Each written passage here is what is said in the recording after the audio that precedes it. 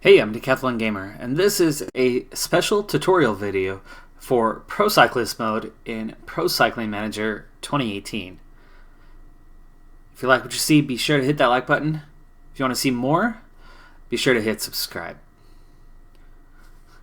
We're going to start with character creation in the Pro Cyclist Mode. I'll go ahead and use my database that includes all the real teams.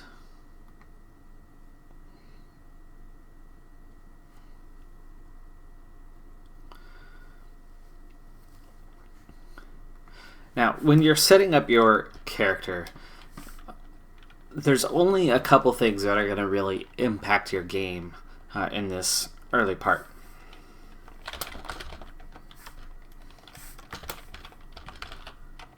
So we'll call him tutorial gamer. Like your region, where you're from, does have an impact on the game, but it is relatively minimal. It does determine which national team you partake in, and depending on which nation, you're going to have a lot more or a lot less competition to go on and get a spot in major competitions or to win them.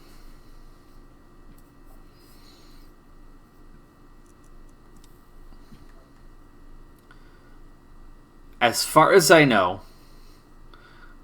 height and weight is purely visual, so I'm going to go ahead and leave that unchanged. And of course, these have no impact as well. Now, your age does have an impact on your starting attributes and your potential growth over time. Most players opt to start at that minimum of 19 years. But this, your axis, this is the main thing that's going to impact your starting attributes and your potential progression. Of course, you do have the opportunity to change your potential from Grand Champion, where you could essentially maximize near everything, on down to world class or just become an excellent rider. So domestique is not an option. But in this main axis, you have 7 different choices that'll impact. Now, if you're familiar with cycling, if you watch the Tour de France, if you watch more than just the Tour de France, you definitely know what all of these are already. If you only casually catch a few stages of the Tour de France yearly, you might not be familiar with all these. So quickly going through this. So stage races, these are the multi-day races like the Tour de France that could have anywhere from 2 or 3 stages on up to 21 stages that you compete in. A stage racing specialist is somebody, as it says here, you excel in mountains and on time trials more than anything else. Not all stage racers are very good at time trials. Some of the stage races don't have them, and so you can get riders that are pretty good and win those, but then they get into the races with the time trials and don't do quite as well. But a pure stage racer is going to be good in the mountains and on the time trial.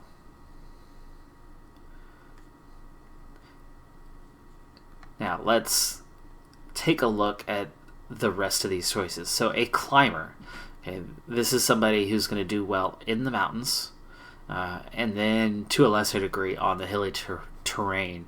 And so this is for getting up and over slopes. Time trial.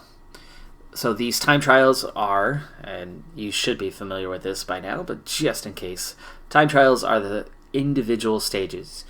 They start you on the clock. You're racing the clock instead of the other riders directly. So there's staggered starts, rider by rider, and you're trying to get to the end, to the finish line, in less time than everybody else comparatively to the clock. Now, time trials and prologues overlap a lot within the game. key difference between time trial and prologue is that prologues are short, generally under 5 kilometers. Time trials are much longer, generally over 20 kilometers. And then you get an overlap of the two attributes when you're in between a 5 kilometer or 20 kilometer time trial. Sprinters are based mostly on the sprint and acceleration stat, and these are your Mark Cavendishes who are going for overall top speed, that if they're still there in the peloton at the end of the race, they, and potentially with a lead out group, a train, are going to go at maximum speed to try to get to the finish line first. The other stat that really matters for a sprinter is how they do on the flat. Now, a puncher is a somewhat unique one, and you don't have as many punchers in the field as a lot of these other categories, but they do well on hilly terrain, and they try to win from the break, or they try to break early, so it's not last minute sprint to the finish, though in a few races it certainly can be, like Liège-Bastogne-Liège is the type of race that favors a punchy rider. But for them, the hill stat is really important, and the acceleration is really important as they try to outrace somebody like a sprinter, but they do it on a short, steep incline. The Northern Classics are a specialty that includes the use of cobblestones. So this is surviving the Dutch, Belgian, northeastern French regions that are full of cobbled roads. So handling that bumpy terrain, so good bike handling is what that is. So cobblestones is essentially an attribute related to how you handle the bike on rough terrain. And then Baroudeur is pretty similar to puncher in the same sort of needs, same sort of effect, but a Baroudeur is essentially a breakaway specialist. It's somebody who wants to be in every breakaway all the time and hope that the breakaway lasts to the end of the race and they outlast their other competitors. So they're going to have some strength in stats like fighter, which is technically the Baroudeur attribute. And that allows them to stay at a higher speed for longer. That's what it takes to kind of get away from the peloton more often. And they'll often have the hill climbing as well to help. But the main stat for that is to try to get away. Well, anyway, so that's what we have, and why don't we go with... it doesn't necessarily matter what we're going to go with for this one, but we'll try... Well, I don't need a stage racer. I need, let's say, a sprinter, and... yeah, Baroudeur. We'll go with that one. All right, so on to team selection now. So team selection is something that you're going to do more than once in your career. Now, the early team selection, you will almost always get one or two teams from your native land that you selected that are looking to sign you up. And then you'll get an additional one from just about anywhere in the world. Now, your key here is you have a contract, but generally these are all going to be pretty consistently the same offer, a 1-year deal early on. But the big thing is where you fit in amongst the team. and essentially what your goal is, what kind of goal you set for yourself. If you are, like, say, a sprinter, and you are 14 out of 17 on the team, or in this case, like 7 out of 22, you're going to spend your time working as a teammate for a very long time until you become good enough to be the best sprinter. Now, this is a Continental Pro team. It's 2.5 star rated. This is a good team. They're going to be competitive. So the team's going to have some success. But for you, you might find things difficult to ever get a chance to get an opportunity to do anything, which may or may not slow your progression. Now, if you find yourself a leader right off the bat, you're going to be given opportunities. And those opportunities may or may not result the way you want it to end as a result. You might have success with it, you might not. And then that can determine. So there's so many different ways that you can play, but team selection is pretty important. If you want the chance to go for it, if you want the opportunity to go for it, you want like one of these two teams where I'm number one as sprinter either way. You might not get in better races, you might not have good support around you from your team, but you will definitely get a chance to compete for the sprint at the end. So already, right off the bat, out of 17 riders on this team, I would be the best rider on the team from day one and our top sprinter, meaning I'm almost guaranteed that I will be the supported rider more often than not. But manager satisfaction, still going to be a factor. So it's not guaranteed that I will be our sprinter from day one. Same with this cyclist sports team where out of 12 riders, I'm the top guy. But again, these are going to be less prestigious races than what you're going to get here. So which matters more? Being in a prestigious race with a prestigious team where you can work your way up as a teammate and grow into the role of sprinter? Or do you want to come out right off the bat and be the go-to rider?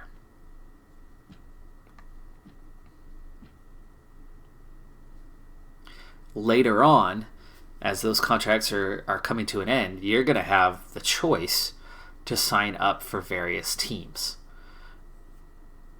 The same thing applies at that point. What do you see your role? How competitive are you? How prestigious do you want the races to be? And how will it help or hinder your growth as a rider? Now, your growth as a rider comes down entirely to this bar now that we get into it. So this is your level. And each time you fill this bar, which this is what it takes to fill the bar. So in order to move up to level 10, it's going to take 1,300 points. I have 1,250 right now. So it's going to take 50 points of progression to hit the next level. And every time you do that, you are going to improve your attributes. You can see here from day one, I'm already an average rider of 67. My sprinting ability is a 69. My acceleration is a 68. My flat is a 68. Those are all really big, important pieces, as well as fighter. The FTR one is a 66. For me as a sprinter, that's going to be the biggest, most important stats. Now, the manager satisfaction is that other piece. If you don't please the manager, they're not going to give you the opportunity to lead the team, even if you're the best. So you've got to play the game in both ways. You want to find success for yourself, but you've got to play that role of teammate to a T in order to get the opportunities as a leader. Otherwise, you're always going to be upsetting your boss, even if you're riding well for yourself, unless you're actually going out and winning. And you won't get team support if you're not working for the team in turn for them to work for you. All right. So you do have to set up season objectives, and this one doesn't take much to go into, but this controls your fitness schedule. But in Pro Cyclist Mode, you're going to do a lot of micromanaging of this to deal with fatigue, to deal with tiredness, and to try to hit your peaks as often as possible. The higher your fitness, the better your form. For preseason, and I had to learn the hard way on this one, but the higher you start, the better you're going to be off. So if I start in that 80 to 90 range, I'm going to have a pretty good fitness to begin with.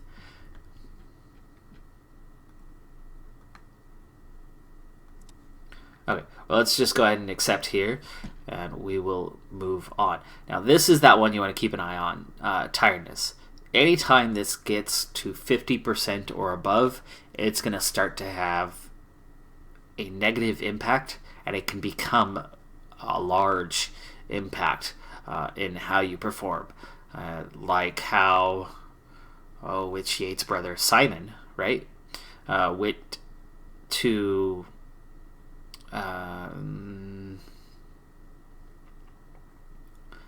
the Giro d'Italia this year, and was leading and was looking so strong, and on the very same stage, I want to say that was 17 or 19, that Chris Froome made the absolute monster of a ride to take the lead and to go on and win the Giro d'Italia. Simon Yates absolutely collapsed, and that was fatigue, that was tiredness. It got too high and it just killed his form, and he barely made it to the end of that stage, not only losing the lead to Froome, but dropping back himself well behind the peloton. Your training schedule is going to be that big one that's going to control that tiredness and the growth of fitness. The red bar is the bad one that you want to avoid. You want this yellow one filling up. The more often you get it filled up, surrounded by a white line, the better off you're going to be.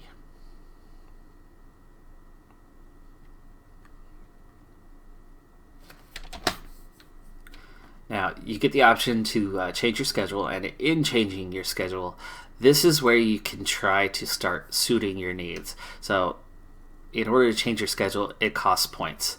You do begin right off the bat with points, so points are helpful in that. But whenever choosing stages, you want to choose races that are going to suit you, so you have some sort of chance. So you can totally change up your schedule, or you can leave it be and let them manage it and see that your team, or allow your team to make those kind of choices for you, thinking that they're going to be helpful. But for example, if we were to participate in this Vuelta, I would have a nightmare of a race because I'm a sprinter. And it looks like there's a single sprint stage, that's the green flat one, while the orange is the hilly stages, the red are the mountain stages. This is just a one stage single race, and in this one you can see that it's got the green, plus it shows the profile, but it's just a sprint stage. So this would be a far better use of my time than spending 10 days in the mountains with just one opportunity to go for a sprint stage.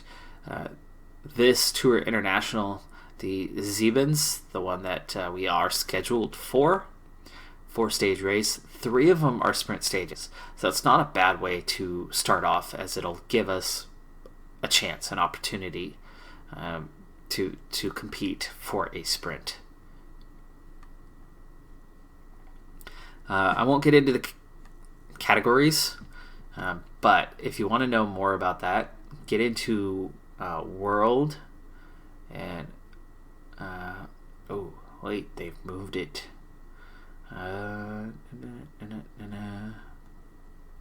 Results. Oh, there we go. Results and rules. You can get down to the breakdown of the teams. So there's 18 World Tour teams. There's 27 Continental Pro teams, and you can see where they fit in ranking wise. And then 171 continental teams. There are a lot. They've really expanded on this, which is awesome in the last couple of years. And you can see which category of races that they gain access to. So the CWT is the World Tour. And you can see how that breaks down. The continental ones are all Category 2. Including youth races. But here you can get that breakdown of what the different races are, what they involve. So these are those different categories broken down.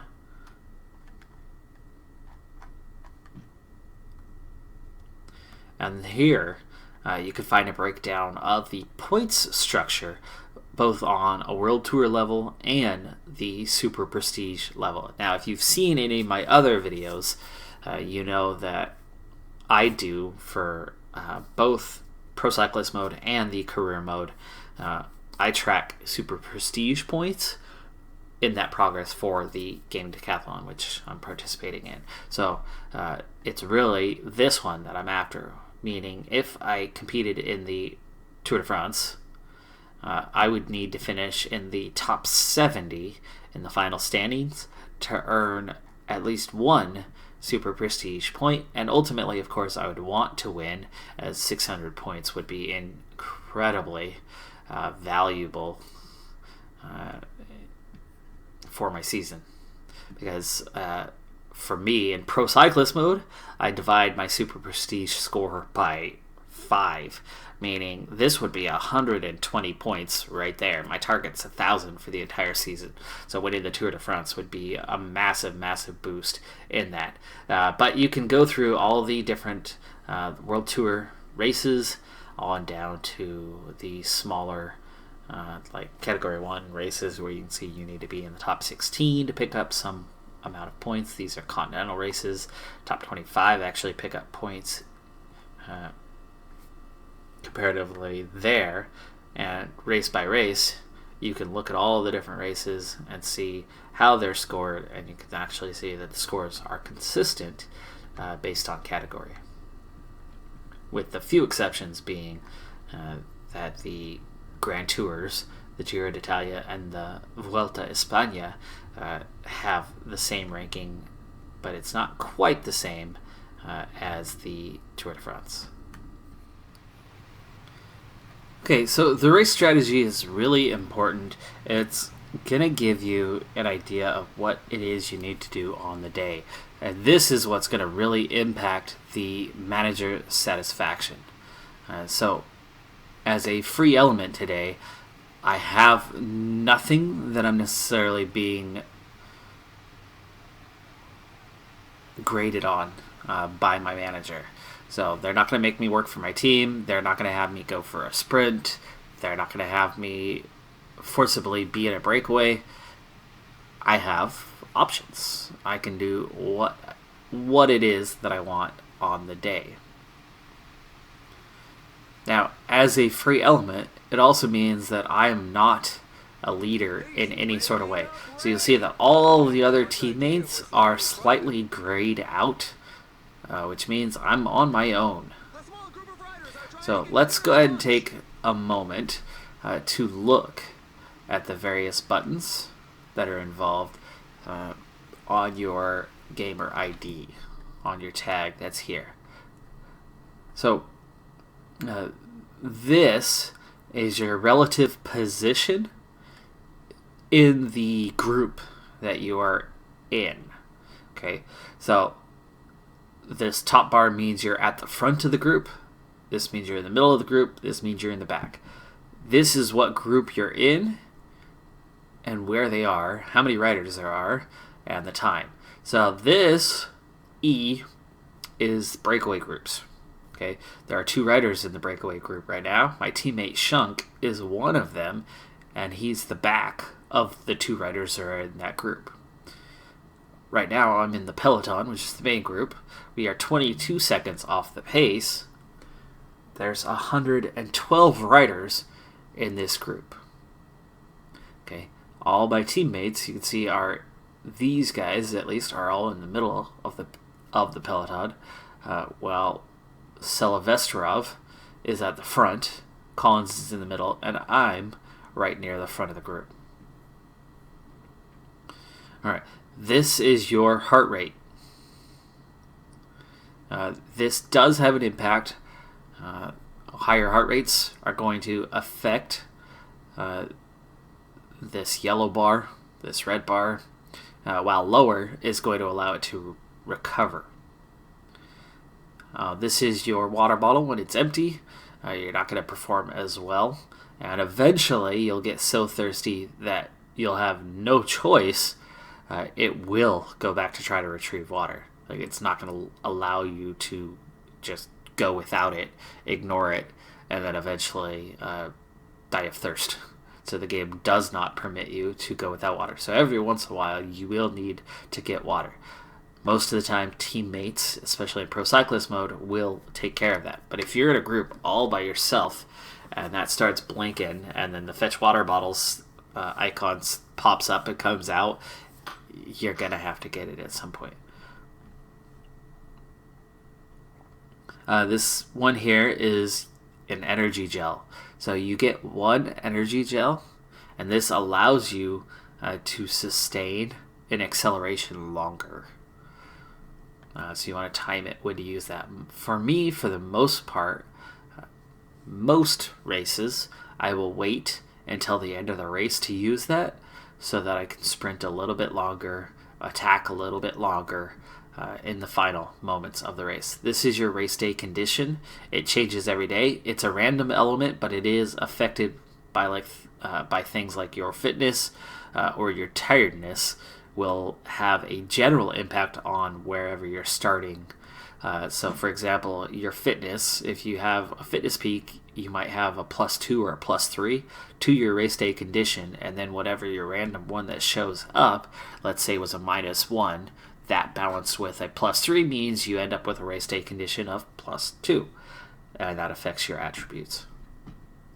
Okay, this is your effort level shown by this bar. So green means you're riding real easy. You're just cruising along.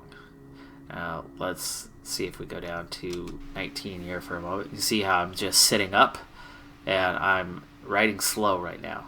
But the pace isn't hot, so it's okay.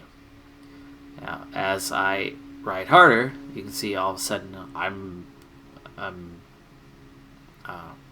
lowering my shoulders, right? I'm sitting down on the bike, and I'm riding a lot harder. 99, you can see that I'm in attack. Now let's go ahead and pause here.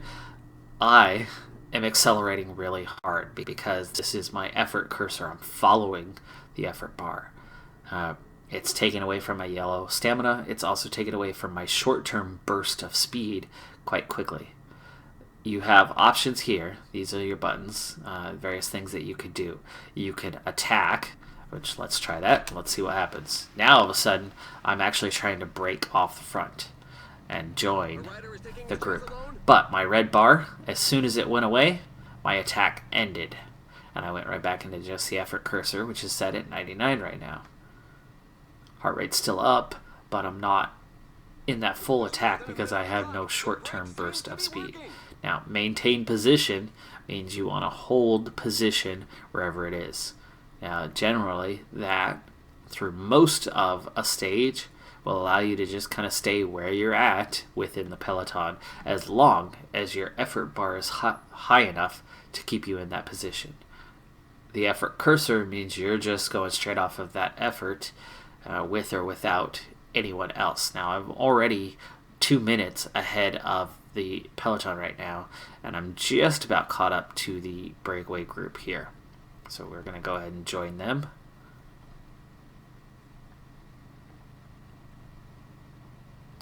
Okay, now if I keep effort cursor on, I'm going to keep attacking because I'm at a 99 and go right to the front. But if I hit the maintain position, you can now see that I'm just going to join the pack and try to maintain a position within the pack.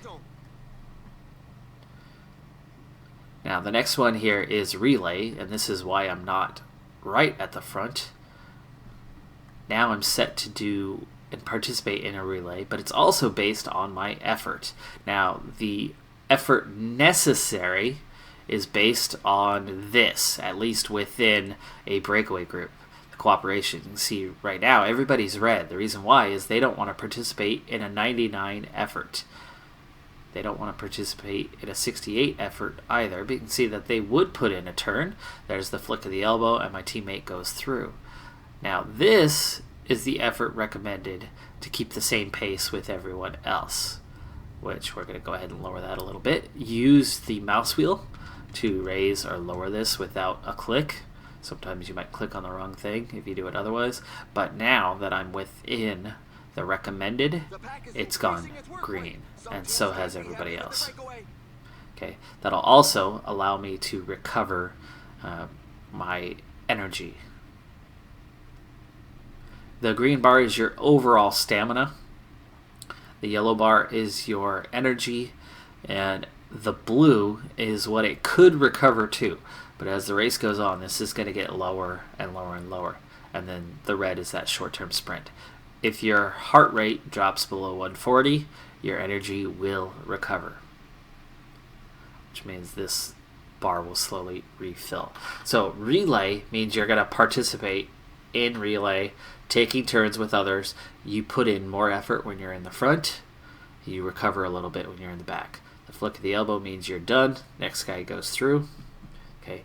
The next one is infinite relay, meaning you have every intention of leading the group for as long as you're capable.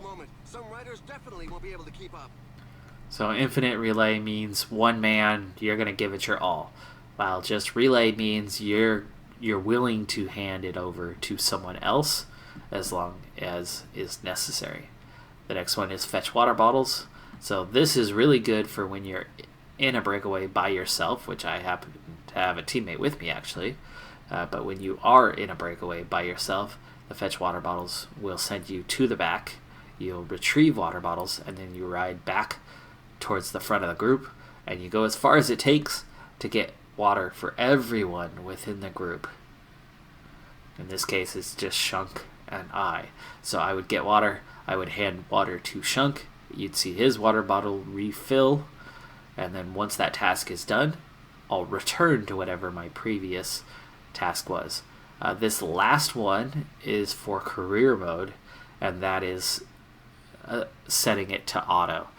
So if you want to focus on just a set of riders within a group, let's say I want to put all my effort into Shunk and Tutorial Gamer, I would keep them on whatever their setting is, and I could have this entire group set to auto, which you can actually see here, that all of the other riders are set to automatic. This is also what their current button of choice would be. So you can see all of the guys back in the peloton are just set on maintain position, while Shunk is set to relay right now. I don't see what his effort level is, but he is set to relay. Now, right now, you can see as Corner comes through, he's done his turn. He's going to actually fill in front of me. The reason for that is my effort level is too low.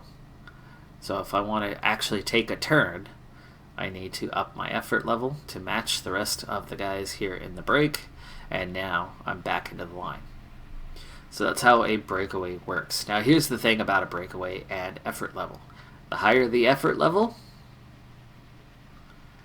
the more that I'm going to participate.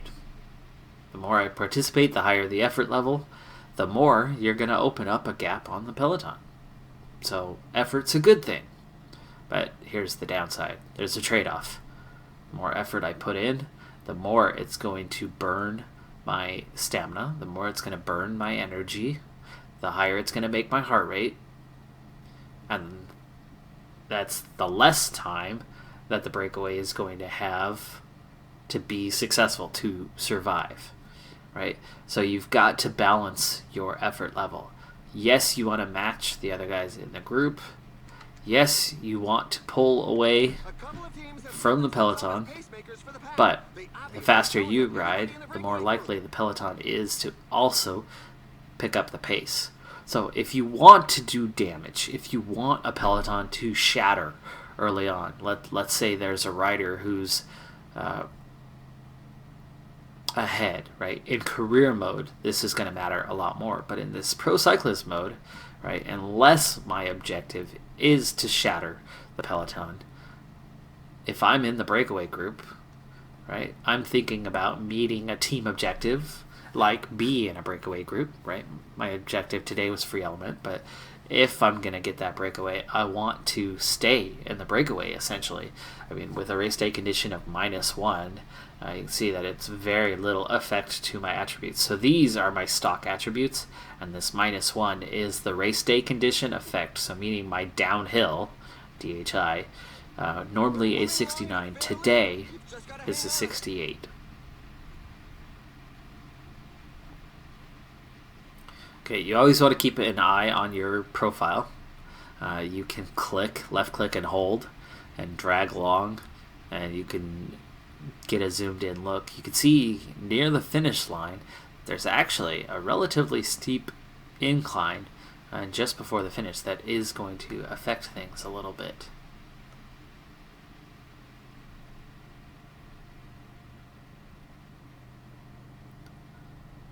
Alright, so this breakaway group is 2.5 minutes ahead, and oh, got a little glitch here at this bridge coming up.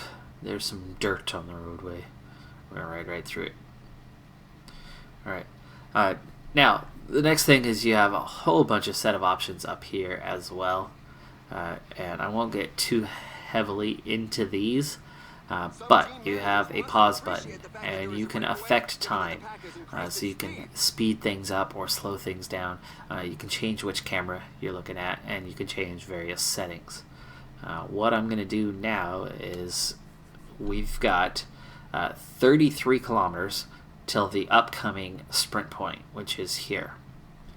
There are no mountain points on this stage, so that's why that's blank. The finish line is 127 kilometers away. Down here, a few more things to look at. There's your fitness, that race day condition.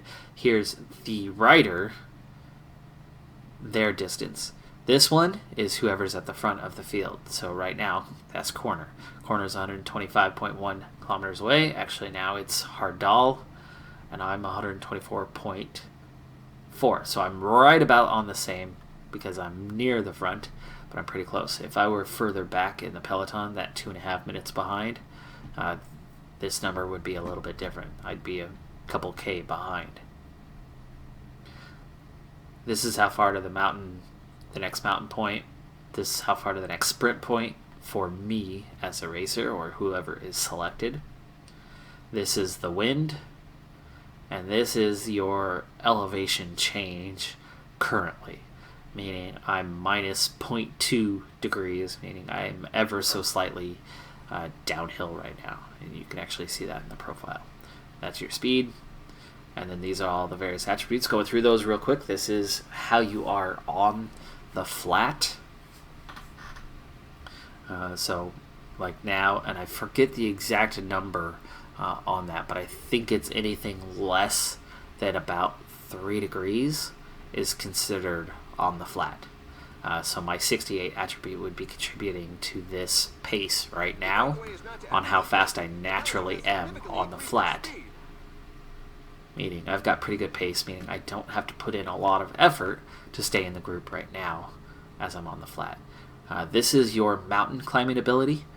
So the steeper the ascent, the more it uses your mountain climber ability, and they've actually changed this one in the 2018 edition. And as I was looking for this video, I found what that change is and how it impacts it, and it's interesting. For my Pro Cyclist, I'm going to put more effort into hill here, because we're going to see what the difference is of these two. So mountain and hill, anytime you're ascending, which like I said, I don't know the exact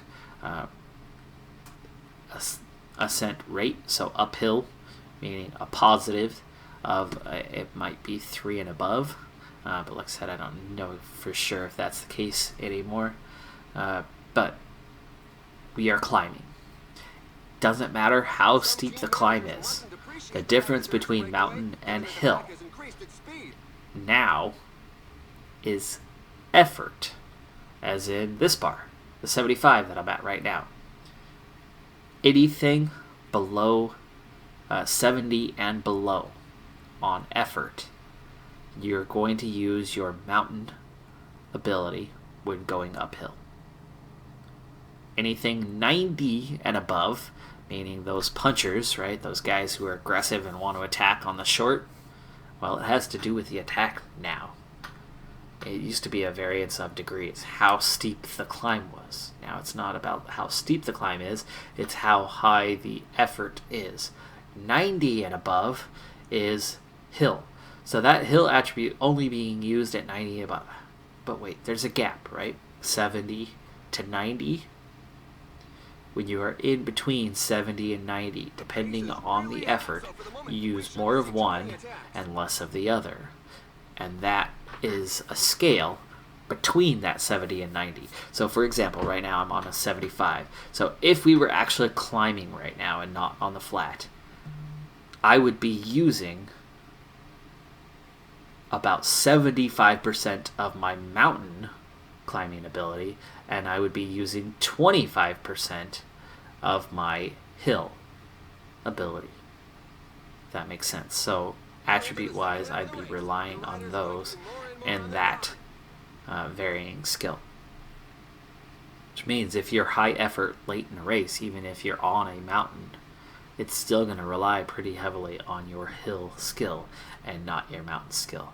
So if you put that skill up to 90 or above, oh, I just missed this. I'm only half a K away, and I'm a sprinter. All right, what we're going to do right now is we're going to change the subject. I'll come back to those, but this is a sprint point. They appear, you want to keep an eye on this. I told you want to keep an eye on this. I wasn't keeping an eye on this, and now I'm probably going to lose out. Here I have two options. I can go effort, and it's going to go 99, and I'm going to attack pretty hard. But my red bar is full, so I'm going to click sprint, which is that attack button a moment ago. Now it shows sprint. Why? Because I'm going to try to sprint for this point. But I'm way too late. My acceleration comes, but it's too late. I still have energy left, but I was still accelerating, still working on trying to get up to top speed, and I ended up not beating any of them because I was at the back, and they all attacked first. So we're going to go right back to relay and set that back down. Now, for those sprint points, you need to finish in the top 3 to get both the points and potentially, in certain races, a time bonus. So back to this. Time trial, prologue, same effect as mountain and hill, but it's not about effort level, it's about distance. Time trial is 20k and above, prologue is 5k and below. We went over that in the character creation. In between the 5 and 20k, you do a combination of prologue and time trial in the same way that the mountain and hill works in that gap between 70 and 90. Cobblestone is on the cobbles alone. That's the only way, only area where that attribute applies, but it has such a huge impact. You lose so much energy when you are a low attribute and you ride on cobbles. But it also depends on the difficulty level of those cobblestones on how much you're impacted. Sprint and acceleration. Sprint is the top speed.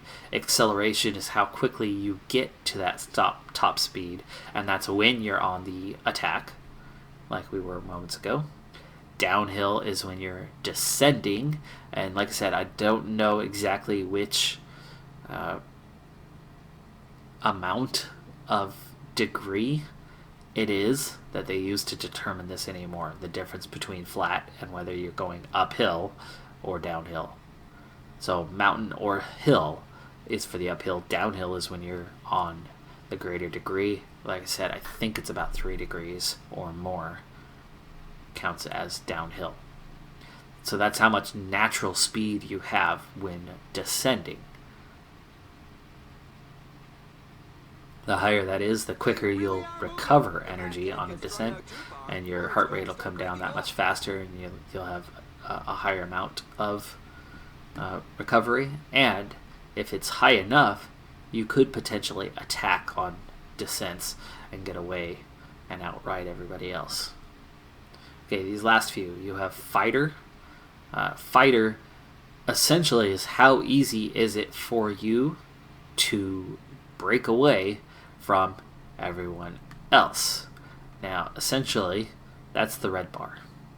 So the red bar primarily is determined by your fighter skill. So the Barradour or the Puncher are going to have a higher fighter score. I did pick that as a second category. You can see we have a 66. That's why that's higher. So my red bar is going to last a bit longer, meaning I can sprint for longer periods of time without that running out and keep out that main speed, that maximum speed. Stamina. Stamina is your green bar, but it does contribute a little bit to your yellow bar. But your green bar, your stamina, this is for longer races, longer stages. Today's was not that long of a stage. It was about 170, 180 kilometers.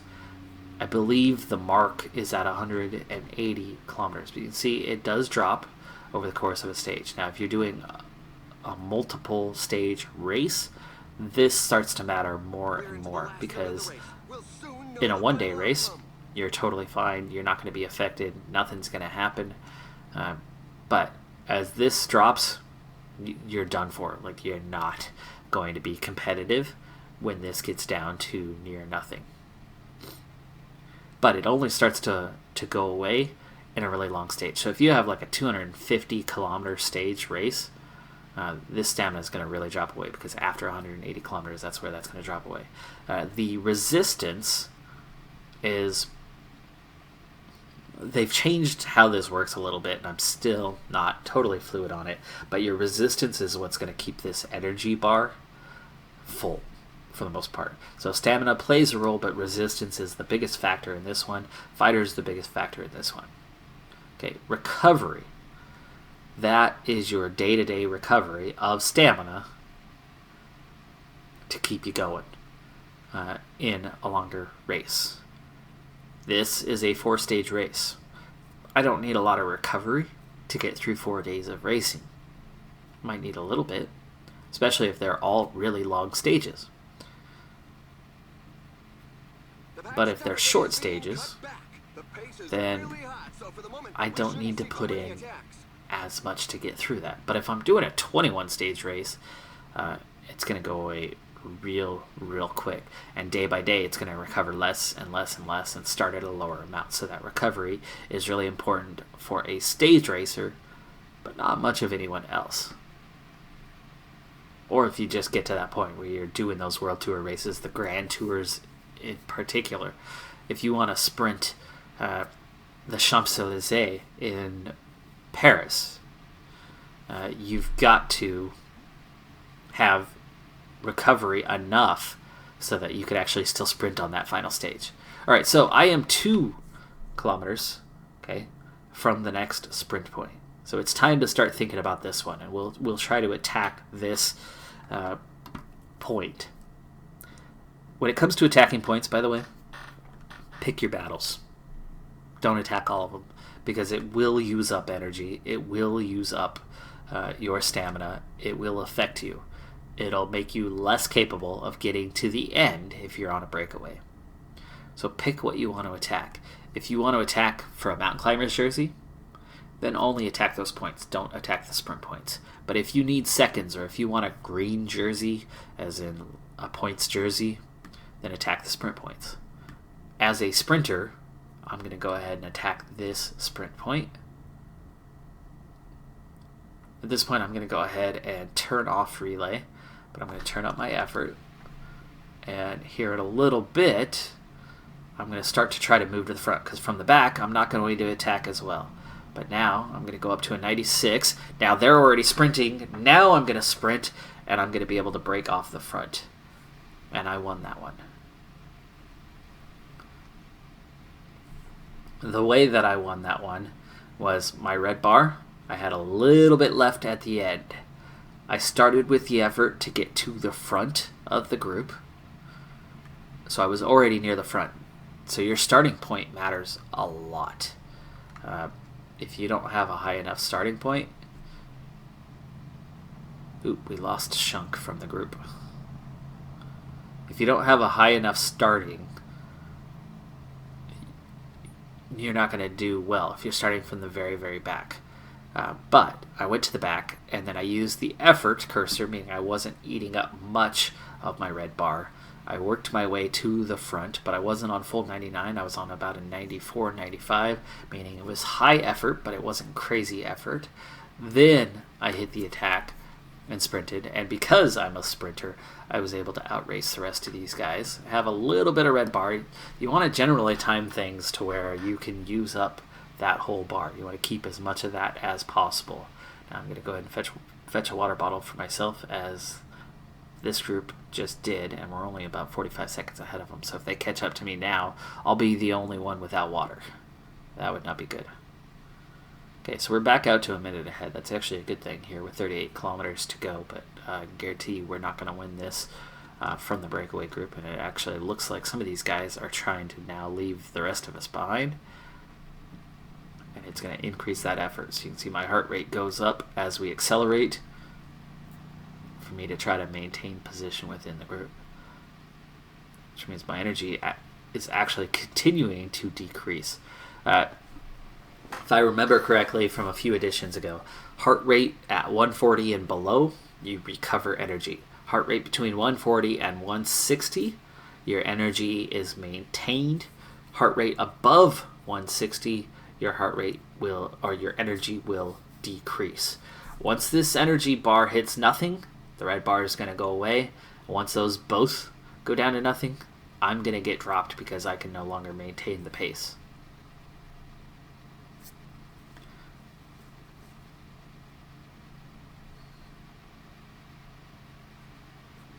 Now we've actually stretched the lead out to a minute 24 with these attacks, but you can see I'm not going to be able to maintain this much longer at all. I'm going to go ahead and decrease 160. I should now start to recover a little bit. Well, not recover, but stop having it decrease. Ooh, see, it's a little different than it used to be. I'm actually in recovery now. They're below 150, so maybe it's just at 150, or maybe it increases more below 140. So they've changed things a little bit, so I don't know exactly where they're at on those numbers, but it's definitely coded to specific numbers. But generally speaking, lower heart rate, improved energy. Higher heart rate, that energy is going to fade away. Leads down to 20 seconds now, so the group has faltered. You can see everybody's shoulders are bobbing really bad, and now we've been caught by the peloton, so I'm going to go ahead and hit maintain position and see if my heart rate, hopefully, I'm now accelerating to try to hold position here. Excuse me. Brought that heart rate right back up, but now it's going to decrease some, so you can see there's some. Like Pinko here on the front is attacking pretty hard. Let's try to lower this down a little bit. There's times where if you keep your effort low enough, you're going to just naturally, even if you end up losing a wheel or two here and there, you will naturally actually begin to recover a bit, which I'm doing that now. So this effort bar does make a difference, but you can see I'm not at the front anymore. I've slipped back a little bit, and I'll continue to slide back, but I'll recover. If I don't have that energy, I'm going to get dropped anyway, so I've got to try to recover the energy right now, even at the expense of slowly sliding back through the peloton. Otherwise, I won't be able to participate in the sprint at the end of the stage. Ooh, oh, energy's fading, and yes, I think that mark might be 150 now.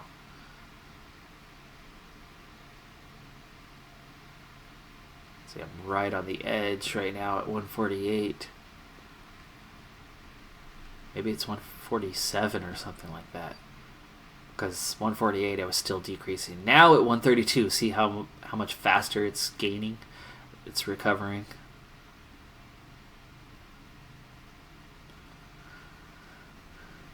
The finish line is getting close. The riders just passed the 10 kilometers road sign. Okay, 10K to go. But the pace is picking up, so I'm going to have a hard time here as I'm just barely any energy left.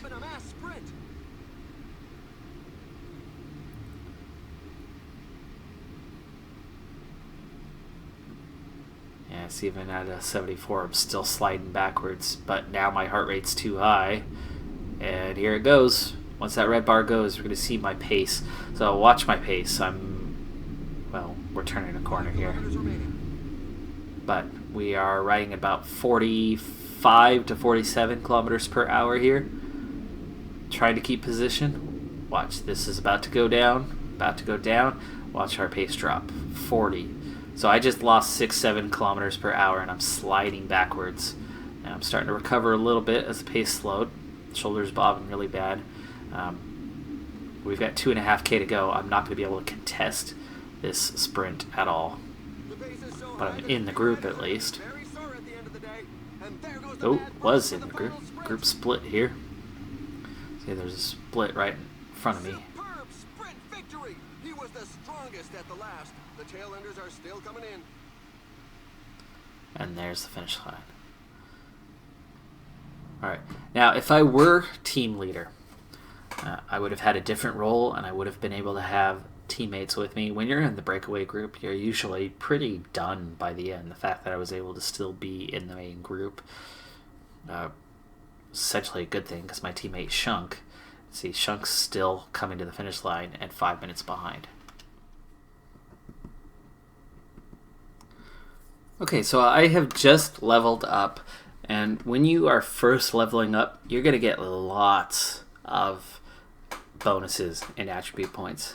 The more you level up, the better you are, the smaller those gains are going to be.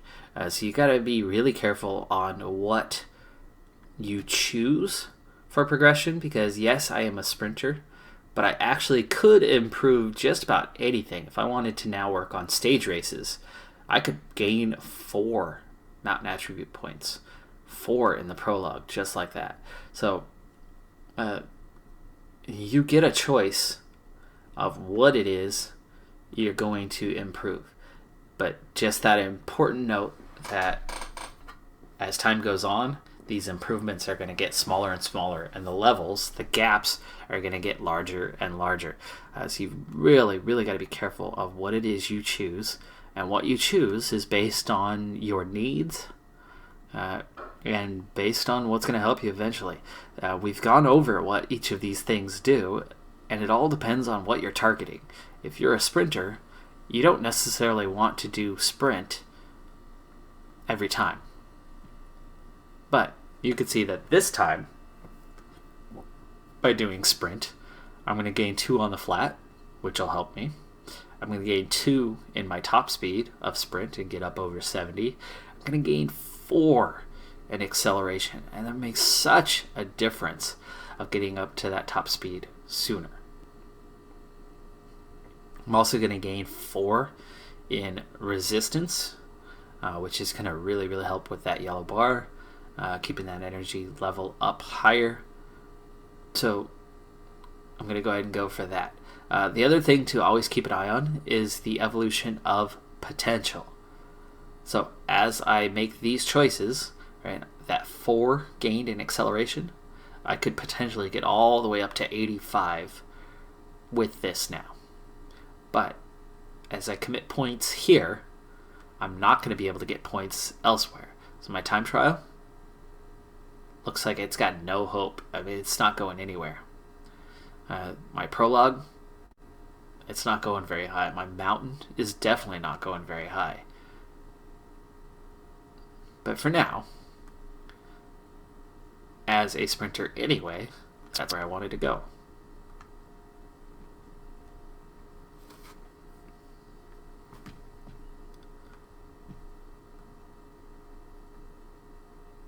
Now your freshness is daily, so it recovers daily. It does have an impact, but the freshness generally is okay. See, I'm back up to 94% here as we enter day 2 of this one. It's that tiredness that you really got to watch out for. So we're in for a 113 kilometer stage, so my stamina means nothing on this one, and it's totally flat, so we'll always be on the flat, and that's what we're being graded on. And the favorites, you can see that already, just in my second day of racing, I'm already among the favorites for the stage. You could also see that I'm 5th in the standings, even though I finished well down, because I came in on the same time as everyone else, and I won that sprint point, picked up some bonus seconds.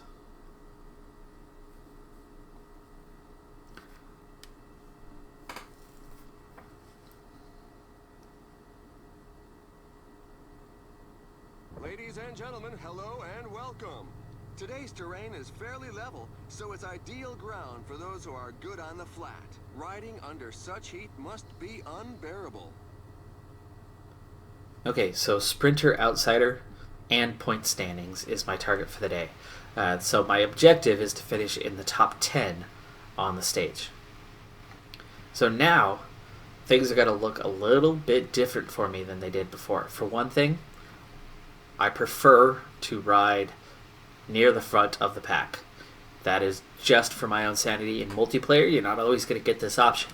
Single player, Pro Cyclist Mode, you definitely can do this. Now here's why I do this. If you're in the back of the peloton and you crash, it's going to be a long while before you get back on your feet and get going again. And there's going to be a really big gap back to the peloton. If I'm in the front and I crash, by the time I get back on my feet and going again, peloton has like just left. So you have a shorter distance to cover. That's one key reason why I like being in the front. Also, if something happens and there's a split of some kind, you're in the first group. So I prefer to be near the front. You don't have to be directly in the front. It's totally up to you where you ride. But that's my preference. Now, I have the role of leader today, or at least somewhat. You can see that most of the riders are still grayed out, but Mitchell here, I have control over Mitchell. If I click on him, I am Mitchell now. So I actually have leadership over Mitchell. Now he's already signed to protect. Now, if he wasn't, let's send him back to maintain position, right? So what he's doing right now is just riding, as am I.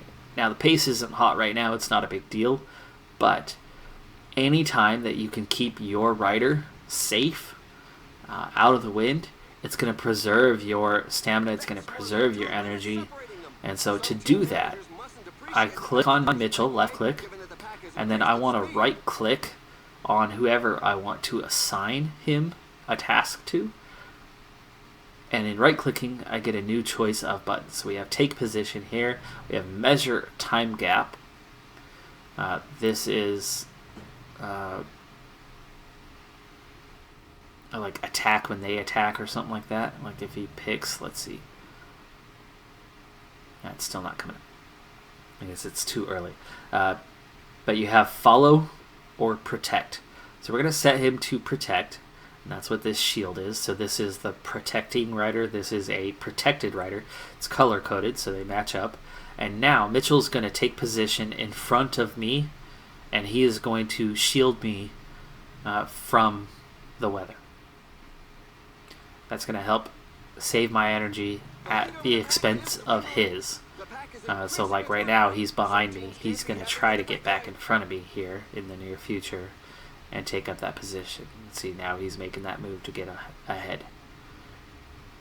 His heart rate went up a little bit, but at this point, pace is low enough that it doesn't affect him. But later on, it's going to have a much bigger impact. So this is going to keep my energy safe longer.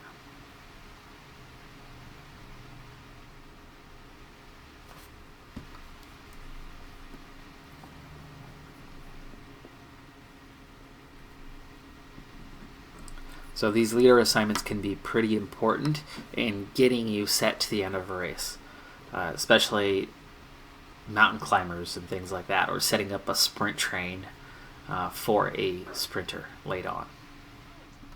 All right, so we have a sprint coming up here to end this race.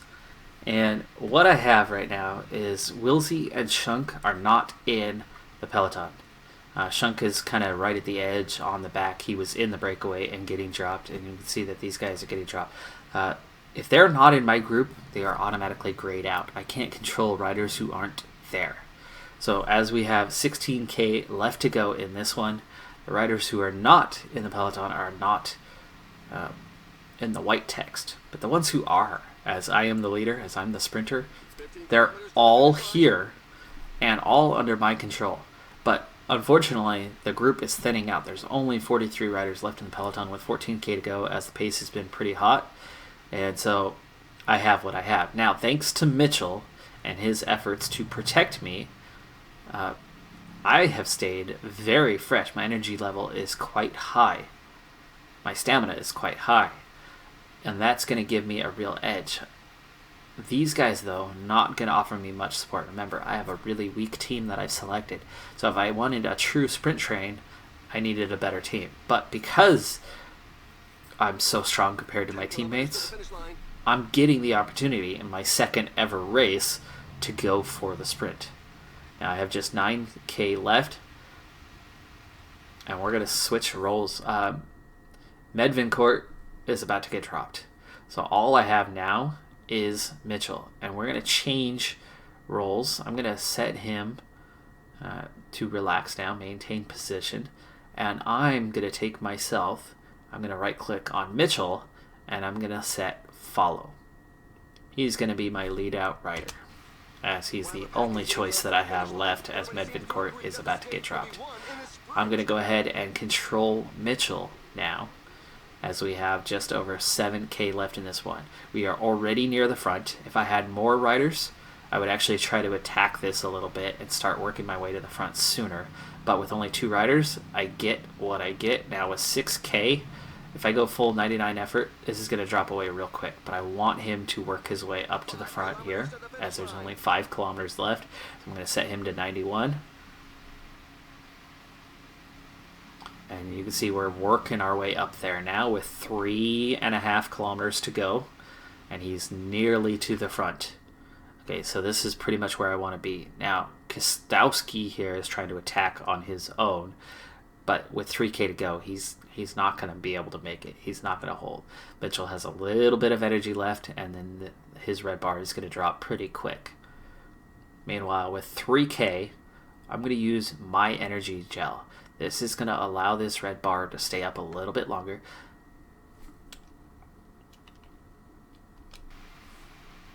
And I'm going to keep Mitchell attacking. I'm going to attack a little bit harder now. There's 2.5K to go. Now, here we are in near perfect position.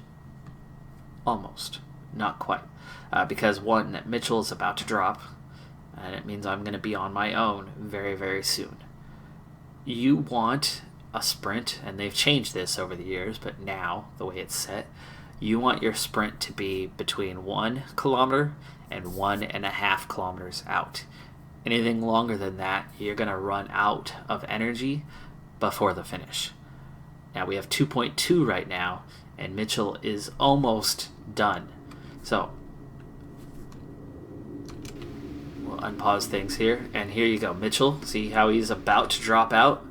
Now, I'm still in a really good position because I'm second wheel. I'm ahead of others. I told you before that sprint at acceleration, big impact on when you can go. I'm going to go ahead and go 99 for Mitchell.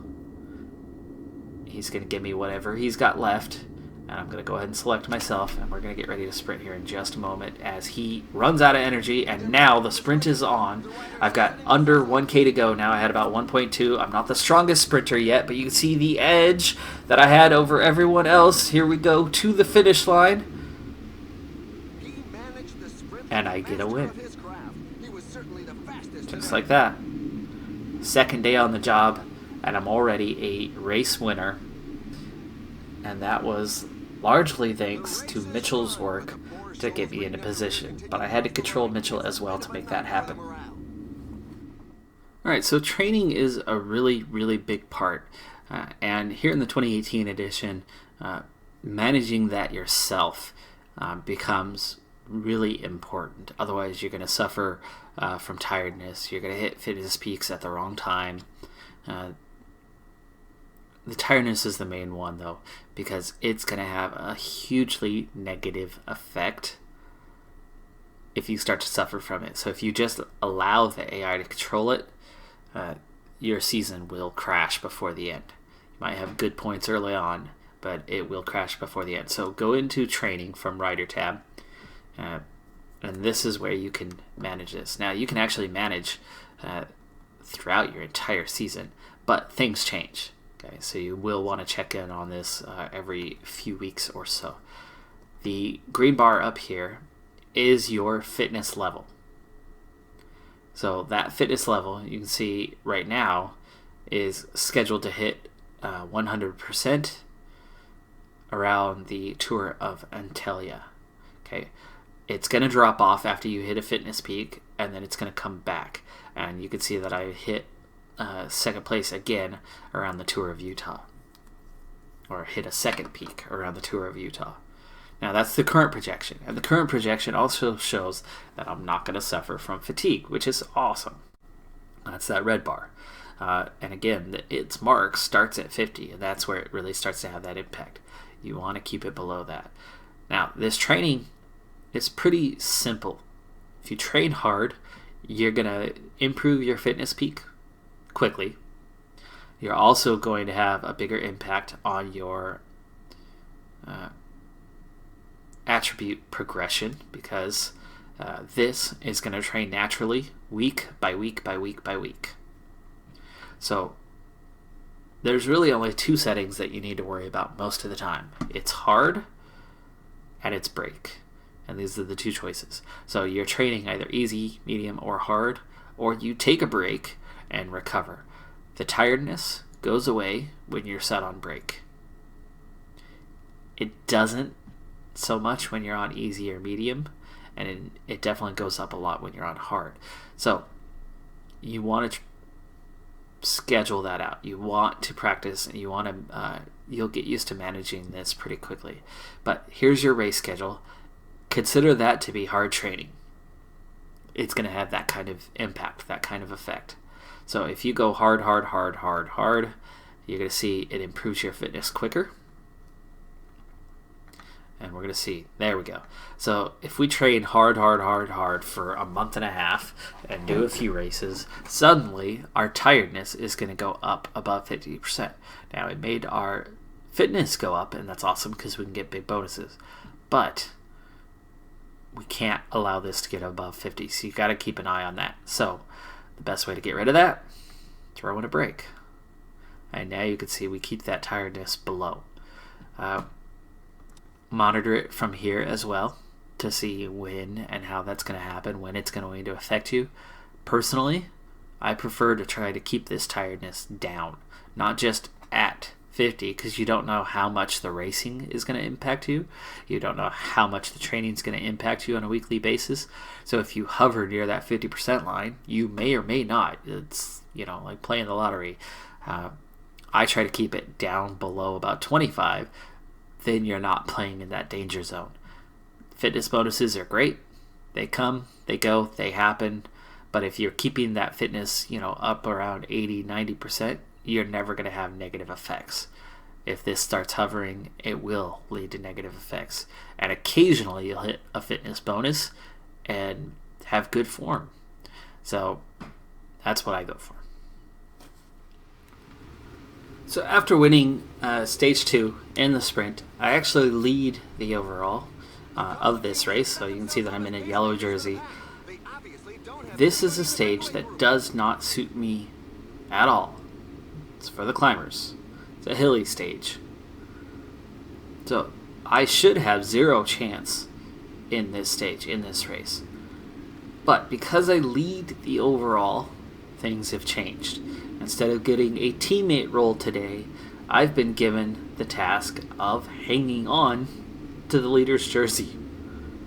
Now, as a result, you can see that right now I've got the entire team at my disposal. Now, as a 55 climber, as a 59 hilly guy, this does not look good for me, and I can really suffer. You can see that I actually am starting to suffer a little bit. But here's the thing. I have teammates working to protect me. They are helping to get me over the top of this peak. That is so vital. And if you have that leader's role and they're not doing it automatically, Shunk, he set this up automatically. But if he's not there, if he drops off suddenly, I need to get a replacement as fast as possible. Otherwise, I will fail on this climb. You can see that I'm doing okay. Pace is low. And I'm getting over it as of right now.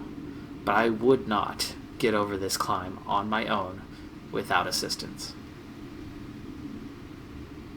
Now, the last thing that we're going to look at, and we're not going to see the rest of this stage here, as this is a tutorial video anyway, the last thing we're going to look at is the role of teammate.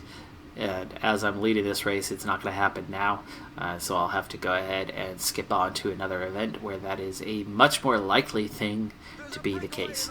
So I'll see you back in a moment, but we'll be at another race where I get the opportunity to play the role of teammate.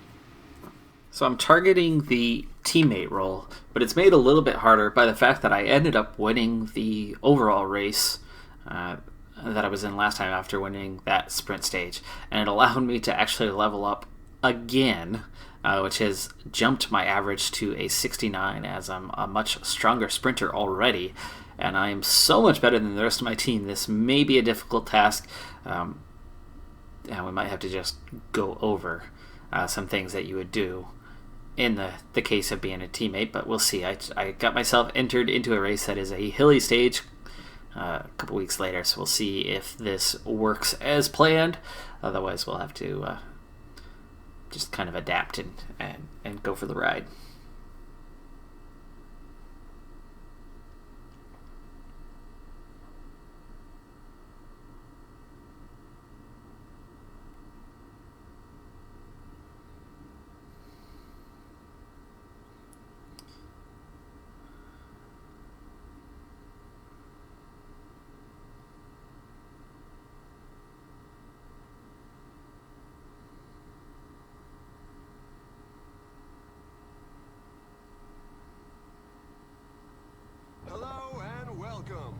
The profile of the route is a fairly mixed bag, so everybody should find a section to their pleasing.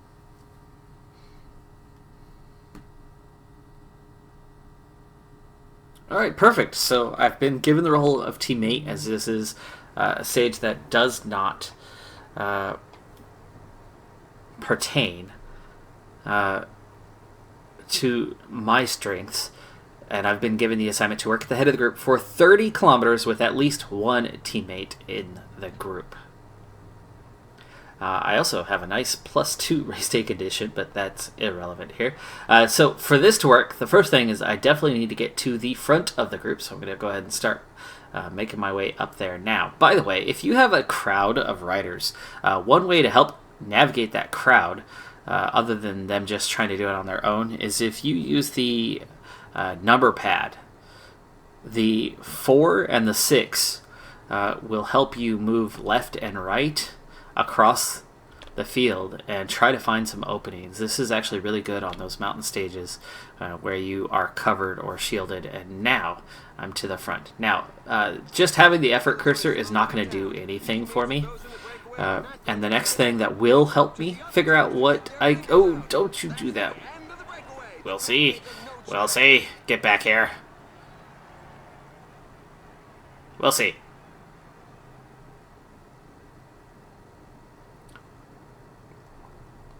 You're not allowed to go up there. Come back here. Come back here. Sir, you're not allowed to ride away. Come on. Come on. Another attack in the leading group. Come on. There we go. Okay.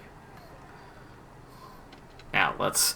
if you hit the spacebar, it's going to open up your statistics package here. Different screens. And if you go to race strategy, Okay, it's going to tell you, oh, it actually works this time. It doesn't always work when you have a teammate in the breakaway. Sometimes it does, sometimes it doesn't. But anyway, here it'll show your objectives. So you can actually see the progress and see if certain things are working or not. But there needs to actually be a breakaway group for this to work. And here goes Wilsey again. So now that there is a breakaway group established, I'm going to go ahead and hit relay. And at 85 effort, this is going to immediately put me right on the front, but it's also going to use up a lot of energy. So I'm going to back off a bit. Excuse me. So at 68 effort, at the beginning of a race, this generally works pretty well.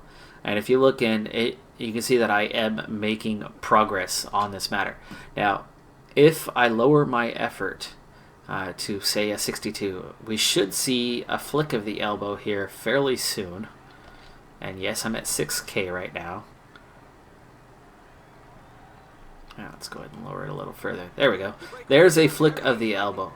Now, the moment I am no longer actually on the front, it's not going to count any more kilometers. I'm at 7 now, and if we speed things up a little bit, we'll travel a few kilometers along and see I am not on the... Ooh, hey, stop going on the front. Really? 42 effort, and I'm still on the front. These guys just don't want to ride today.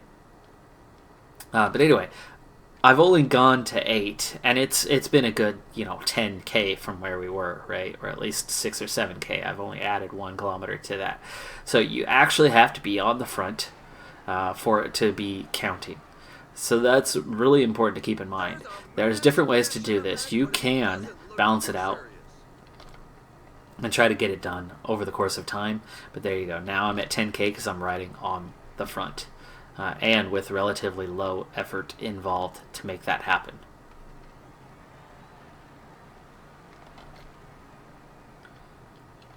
So the way these count in terms of your evaluation from the team boss is it's broken into, and you get a little pop-up here when you reach it, and we'll see when I get to 15K. I'll show you what I'm talking about here. As we're at 13 right now. They break it up into a percentage. There you go. Work objective, 50%, 15 of 30 kilometers. Okay. If you are below 25%, you have an awful evaluation and you will not get any credit. If you get to 25% evaluation, you're still going to have a bad evaluation, but you might get a couple points out of it. Where I just hit at 50%, you're going to get into an okay evaluation. And your boss is not going to be too mad at you for doing that. It kind of depends on where things are at, on how that one comes out. But definitely by the time you reach 75%, which I just did at 23 kilometers, I'm now going to have a decent evaluation. So I will gain some progression, and my boss will be pleased by that. At 100%, things are good, but you're not actually done yet. You get good evaluation at 100%. And hey, there's tractors. Ooh, see, now the pace is starting to pick up a little bit. I wasn't on the front there for a little bit. Okay, so I'm coming up on 100%. Job not done. You're welcome to stop at this point. However, exceptional is the highest rating that you can get. And right now, we have a good rating. You need to get to 125% to get to exceptional. But you're not going to get another little pop-up for that to show up. So you've got to watch it from here. So in the race strategy tab, using the space bar to open and close it, you got to do a little math to know where that mark is. Okay? And if we do a little bit of math here, okay. Let's go ahead and stop real quick. So 30K, right? 15 was 50%. Split that in half. That's 7.5 kilometers for each quarter. So each quarter is 7.5 kilometers. So round up. Always round up on this one. And in this case, that means 8 kilometers. 8 kilometers is what you need additional on this stage, where what is necessary is 30K. So you need an extra 25% and then round up. In this case, like I said, that was 38K. Once I hit 38K, I have maxed out my manager bonus for this one. And now, essentially, my job is done. I don't have to lead another kilometer in this race. I don't need to follow orders if I don't know who the team leader is today. I didn't catch that. But let's say it's Mendez, okay? So later on, Mendez tells me, hey, I need you to go out and chase down the peloton. Or, hey, don't leave me out in the wind. Come back and shield me. You literally can ignore all of that if you want. And it will not affect your evaluation. Your evaluation is based entirely on this objective. Work at the head of the group for 30K. I've not only done that, I've exceeded that by that 8+ additional kilometers. I could go out and lead for 100 kilometers. It would make no additional difference. Once you get 25% over that mark, you have the highest rating that you can get on the day. Now from here, the only additional rating and progression that can happen is where a teammate finishes, because you're playing the role of teammate today, so who's the highest finisher on the day, how well did they do, and then your individual performance. So what I tend to go for when I have the role of teammate is I try to get to the front as soon as possible, get my work in, get it done as soon as possible without killing myself in the process, and then, job done, now I'm going to race for myself the rest of the way. And if I happen to get a top 10, well, hey, that's going to add to my progression. If I happen to become the best young rider, that's going to help my progression. So I'll gain more points. But my boss evaluation is based entirely on that race strategy. So if they tell you to go be in a breakaway group for 50K, go be in a breakaway group and you're going to get credit. But be careful. Read the whole thing. See what it says. Okay. There are times where, like a breakaway group, it'll tell you to be in the front for 50 kilometers of the final 75 kilometers of the race. So that's not going to start counting until you get down inside the final 75K. So make sure you have enough energy for that to actually work. Manage it well. Stay alive. Get up to that 50K if you can.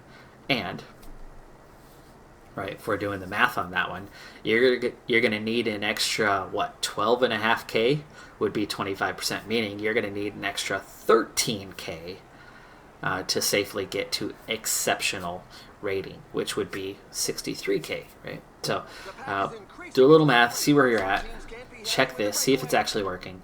If there is no breakaway group, you're not going to get credit. You've got to wait for there to actually be a breakaway group to start pulling at the front.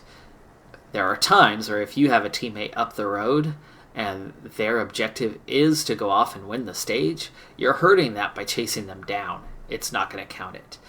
In this case, Wilsey, he's just out there riding. He doesn't have some chief objective that I was hurting by leading the peloton. Alright, well, that's going to do it for this tutorial video. Thanks for tuning in. This is Pro Cyclist Mode. I'd be happy to do a career mode one in the future as well. And if there are things that I didn't address, go ahead and leave a comment, and I will try to answer that. And if there's enough requests, I'd be happy to do another tutorial video again in the future, up to and including a career mode video or another Pro Cyclist video. But thanks for tuning in. Be sure to hit that like button. Be sure to hit subscribe if you want to see more. And I'll see you later in my weekly videos. When it comes to Pro Cycling Manager, those come out every Saturday in the career mode, the full team version. And my Pro Cyclist, my stage racing Pro Cyclist, comes out every Sunday. Bye for now.